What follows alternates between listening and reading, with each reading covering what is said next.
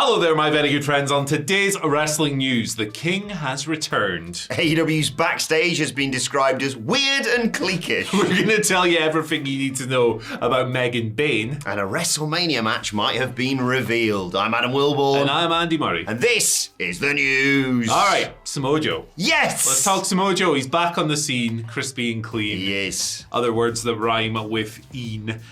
Listening to ween. Oh. Eating beans. I got nothing and else. a tangerine. There you go. All right. Samoa Joe's back. Hey, yes. This is good. So he returned to Dynamite last night after Christian Cage versus Hook. That match played out. There was a big cluster F at the end because it's the patriarchy. The match had a silly finish with the DQ when Kip Sabian and Nick Wayne got involved. Mother Wayne's there hanging out as well. Obviously, they all ganged up on Hook, beat him up. Shibata as well. Hey, Shibata got hit with a reverse DDT. He's like, you can't do that. His brain might fall out again. Watch out, he had that thing sewn back up. Obviously, the numbers game, the classic. Samoa Joe's music hit. He got a big pop in that really cool looking building. And it was awesome last night, yeah. He cleaned house. He whipped ass. So Samoa Joe's been gone for 6 months. Wow, has it been AEW. that long? Yeah.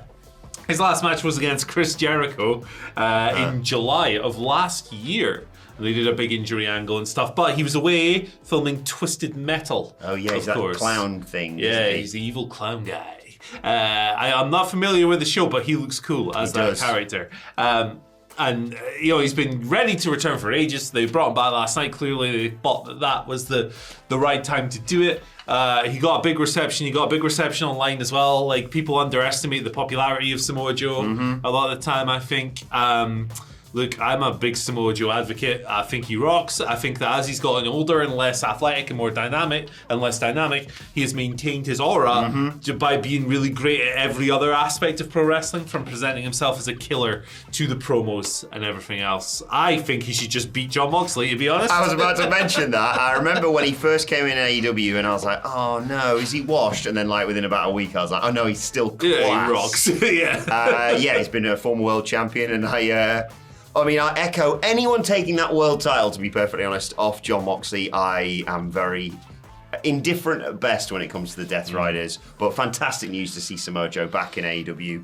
Taz was about to get involved, wasn't he? He was like, no, I'll leave it to Samoa Joe, he's all good. Yeah. He's got this. Yeah. Straight back into it. There was, I think it was Nick Wayne, who like jumped at him in the corner. He was like, bye. Yeah, see you later. He just walked past I love him so much. Yeah, I mean, like, it's kind of a meme at this point, but like the Death Rider stuff really did feel like it hit like a real critical high level this weekend when that 12-person tag was announced.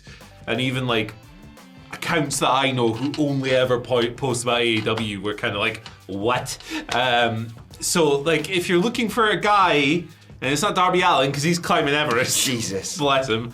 If you're looking for a guy with a track record of helping the company out as its top champion during a creative lull, as we had with the end of the Devil Saga, he's the guy. And look, I was rooting for Hobbs last night. Realistically, he was never going to win, but I thought it was a good match. Yeah. Like, when protected him with the finish. Yeah, and when you come up with unique stuff like biting an earring out, I can't,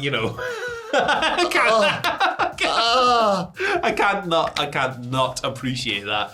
But if it wasn't going to be Hobbs, I would just put the belt. I don't care about this story anymore. Just put the belt on someone better. Yeah, they're probably going with Coke to Revolution, aren't they? But yeah, and better's harsh because Jon Moxley is one of my favorite wrestlers. But this era of him, get rid. Yeah, I completely agree with that. But very exciting. Samoa Joe's return just shakes things up a bit, doesn't it? It really does. And him and Christian Cage could have loads of fun. And like you say, we already saw it, but even more of Nick Wayne and Kip Sabian just bumping around all over the place for him would be class. You know what else would be class? It would be if you helped us out. We're raising a bit of funds for the WCK, who are providing relief to families impacted by and first responders to the wildfires in the Los Angeles area at the moment. We've got a little fundraiser, just depending on how you're watching it, it'll be below the video or to the side. If you've got anything to spare, it's much appreciated. Yeah. Also, while you're here, on a much less important note, we're conducting a bit of a viewer survey for the next couple of weeks. There is a link to that down below. Your opinion is very much valid. It's very much wanted. And your feedback will help us shape the coming year. So fill that out. If you've got a little bit of change sitting aside, throw some in the fundraiser. Thank you very much. Weird and cliquey, not our fantastic audience, of course, Andy. I am talking about AEW backstage, or at least that's what it's been described by a former AEW wrestler, sort of. Action Bronson. I'm sat next to one of the biggest Action Bronson fans right here. I saw him randomly at some festival and immediately fell in love with him. And he was awesome, obviously, when he popped up for that brief run, alongside Hook, of course, in AEW. But he was on the Errol Helwani show and they were discussing his time in AEW. And he was asked about only having one match, and he said, "Come on, man, you know what they do." That's how he talks. Famously from the American South. They don't call you back. I never got called back, he said. There was an angle there. I'm ready right now. I'm ready for whenever. However, yes, when discussing AEW backstage, he said, the backstage is weird over there. Weird vibes. Everyone is very cliquey. But in better news, he was asked about whether he would wrestle again for AEW. He said, 100%, man. It was a great time. If I get the call and it's a big show or the big show, I'm coming. So Paul White versus Action Bronson confirmed. No. Action Bronson was awesome. What do you make about his comments about the AEW backstage? I mean, to be fair, he probably only had a very brief glimpse of that. Yeah, wrestlers are inherently weird. So yes. If you're not around them day to day, that's a good point. Like if you're not around the business every single day, I can imagine that you go backstage and go, what's going on here? I'd imagine every single wrestling locker room is weird and cliquey to outsiders. Especially back in the old days. What are you doing whilst you get ready for going out there in front of thousands of people? Oh, pissing in your mate's bag. Yeah. A bit weird. But yes, Action Bronson says it's weird and cliquey backstage in AEW. I understand pockets of people will probably gather together. That's partially understandable, but I don't know. Not a good look, this. I don't think it's not a good look at all. Like, it's just wrestling. I suppose, Wrestling is inherently weird and cliquey. Like, it's a sport. It's been this way for 100 years, you know? Like, of course. It was quite the baptism of fire for me when I had to wander into the WCPW locker room and be like, hey guys, anyone want to chat with a lanky ginger twat? Yeah. You're like, what? Pardon me? I thought Action Bronson was one of the celebrities in wrestling over the past few years, and there's been quite a lot, who added something really positive. Me too. He took it seriously. Yeah. He learned how to do a couple moves. He ran the ropes really well. He was fast. He was powerful. He's such a unique guy in terms of his personality. Like, his personality is tailor-made for pro wrestling and cutting silly promos. But also, he's a guy who has been on the past 5 years on an immense body transformation. Yeah, as fair well. play to him. He lost a boatload of weight, got himself strong and hench. This is the man behind F That's Delicious. He is indeed, yeah. So a guy, he's a pro chef, a really interesting, a rapper. He's a really interesting. It's fascinating, dude. I was listening to his Well Done record in the gym yesterday. I drove past you yesterday. Did you? I didn't want to beep because there was loads of people. There was loads of people at the bus stop, and I thought it'd terrify you. Someone just going, but where's Andy Murray? And then nearly crashed the car. That would be scary, to be fair. But yeah, great. I think he was very fun. I would welcome him back. Yeah. I don't think his comments are anything too out of the ordinary. Or it could be a work. Well, if he's coming back to end the Death Riders. What did you say about the goddamn locker room, boy? Yeah. Why are we turning him into... It's Action Bronson versus Taker in AEW, apparently. Oh, right. It's Action Bronson going to join the Bone Street crew at the end of it. Everyone loves a game of bones. He knows about bones because of cooking. You have to take the bones out. Or you just leave it on and it falls off the bone. Yeah, well, the bone adds flavour, so, There you go. Anyway. Let us know your thoughts in the comment section below. Who's Action Bronson wrestling next is what the world needs to know. Oh, hello. Right on cue. This is going to be someone who no longer works there because Danhausen. Well, he's I in tell you what. Why not? That'd be fun. That could be loads of fun. I've also got Mike Bennett, so Mike Miracle, the Bennett guy. We'll stick with one of your picks because I got Layla Gray. And I love Layla Gray, but I wouldn't want to put her in there with Action Bronson. No, that would be strange. Strange, weird, cliquey and weird is what that would be. Right, what's next? Is it me? Is it you? It's the surprise in the casino gauntlet last night. Let's talk about Megan Bayne. She was the surprise in the casino gauntlet last night, like you said. Mm-hmm. It was the first time she's been in AEW in a couple of years. If you're not familiar with her, she did some, I think, dark and dark elevation shots previously, and it was notable because she was brought in, and usually when new faces are brought in on those shows, they'd lose, they'd put people over.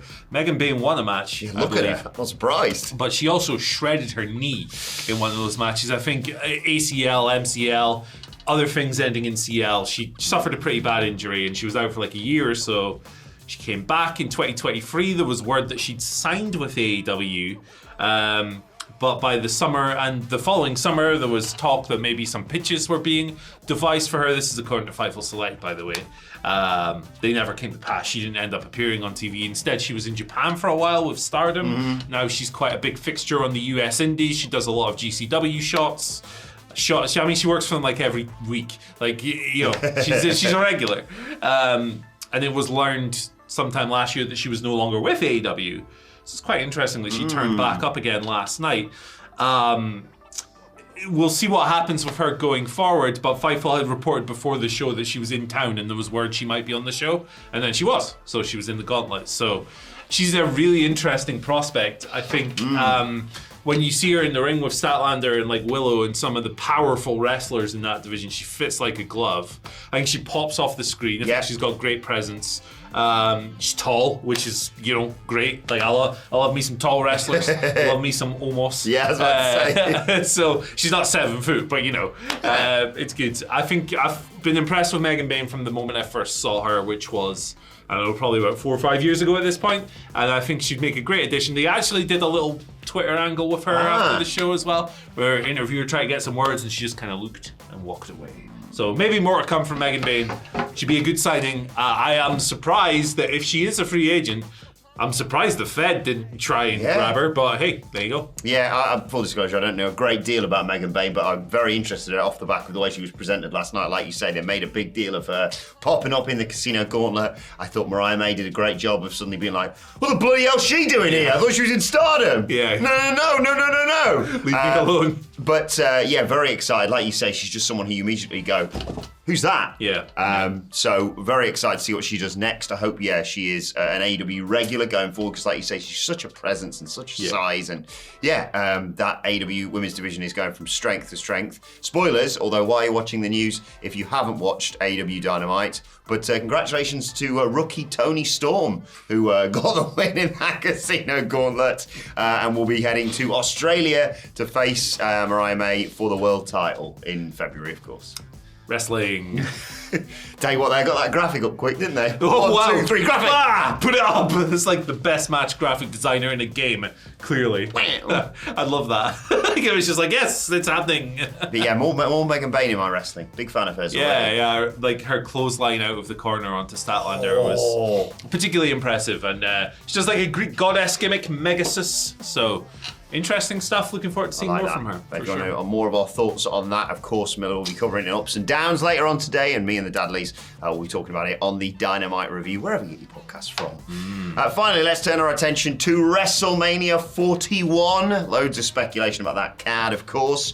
And on a recent Backstage Pass Q&A, WrestleVotes said they've heard some rumblings, Andy Murray, about a potential match between, right now, might not be at the time, but hopefully she is. Right now, the SmackDown Women's Champion, always forget what the name of that belt is, Tiffany Stratton, and Charlotte Flair. Yes, please. You and I have spoken about this for quite a while now when it comes to Charlotte Flair returning, and a sort of ideal opponent for her. I think Tiffany Stratton fits that remit perfectly. I would love to see that. I saw some speculation actually about potentially doing 3 of the, obviously 4 horsewomen, one of them's over in AEW right now, facing younger talent. You had Bayley and Roxanne Perez getting into it on NXT earlier on this week. And then you also got Lyra Valkyria, who just won the women's IC title. She's got history with Becky Lynch. They could do that. But yeah, as of right now, the only one we've heard rumblings about, what do you make of Tiffany Stratton versus Charlotte Flair in April? Interesting. I think there's a problem to solve there with the alignments, perhaps. Yes. I think that both of their characters are better suited to being heels. But you could, we've done Charlotte as a face so many times and it just hasn't quite clicked. Not necessarily, not much under this creative regime, so maybe it's worth another go. We haven't really done Tiffany as a babyface yet because the character's perfect for a heel. Yeah. So you don't know how that's going to work until you try it. But if you can solve that equation, if you can figure out who's going to play what role, I think it's a very fun and interesting match. I think Charlotte works best these days. Charlotte Flair works best against people who can match her physicality. I don't think Tiffany would have any problems in that regard. Tremendous athletic wrestler, very strong as well. So yeah, I think it's a good pairing. Charlotte winning the Rumble maybe to set this up, or maybe you do Rhea's challenger wins the Rumble instead. I don't know. Yeah, I don't know if I want Charlotte to win the Rumble because it just immediately people will roll their eyes and say, here comes the female Roman Reigns again, which I disagree with that moniker, to be perfectly honest. But yeah, I would like to see Flair versus Tiff, of course. And like you say, I'm confused about how they're going to do the alignments. I'd argue, and sometimes this doesn't work, obviously, but you don't necessarily need a definitive, here's the babyface, here's the heel. There are people out there that will love Charlotte Flair and hate Charlotte Flair, and same for Tiffany Stratton, no matter what sort of character they are portraying. I'd rather go for a sort of legend versus not a newcomer. Obviously, she's been doing great stuff in NXT for ages and she's been on the main roster for just under a year now. Yes. But I think that could work regardless of the dynamic. But I'm excited to see how this one plays out. I think Charlotte maybe alluded to it on X the other day as well. She said something about, I'm not a princess, I'm a queen or something. Yeah, and she's been posted a picture backstage and stuff like that as well. So she's clearly gearing up to return, which is good because she's been out for ages. So good. We'll maybe see her in at least one WrestleMania match on the card, seemingly coming together. All the rest completely up in the bloody air. Yeah, I mean, they're going to be up in the air until like the day before, aren't they? Yeah, until April 18th. Once we figured Dwayne's finally out of the picture, Dwayne wakes up on the 1st of April. Brother, I'm coming. Yeah, probably.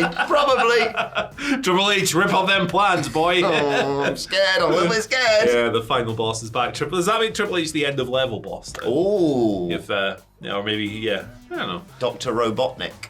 If... He made a good Dr. Robotnik. He would need to fatten up a little bit. Yeah. So does Jim Carrey. That's my problem with these Sonic films. Okay. Jim Carrey, get fatter, brother. I'm joking, obviously, but yeah. Interesting. You could have Nathan Fraser as Sonic as well because he's so bloody fast. Nathan Fraser. So you heard it here first. Nathan Fraser versus Triple H, Sonic versus Dr. Robotnik tie-in at WrestleMania 41. But let us know your thoughts on the actual WrestleMania 41 match we've just talked about. Tiff versus Charlotte in the comments as well as everything else we've discussed. And while you're at it, what's this? Oh, it's the 100 greatest Royal Rumble moments ever. Do you know what I mean? Gosh. Someone should pick who's going to be in all the men's Royal Rumble, I reckon. And maybe they should pick that on a video publishing on Friday afternoon. Keep an eye perhaps. out. But for now, click. Go on. Rumble moments. Bye. 100 of them.